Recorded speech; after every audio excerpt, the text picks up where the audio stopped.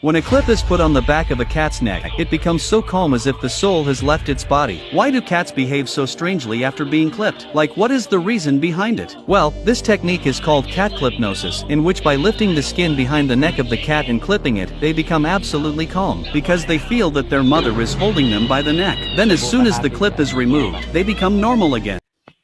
At agad ko ngang sinubukan guys kung totoo nga ba. At so yun nga guys, sa akin na-clip yung pang-ipit. So ayan, sinubukan ko nga ulit. At ayan, gumana naman.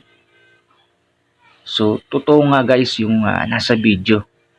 So ako na mismo yung sumubok kung talagang totoo nga ba. At so yun nga guys, hindi na siya nakagalaw pa. At kung gusto nyo subukan, subukan nyo rin para makita nyo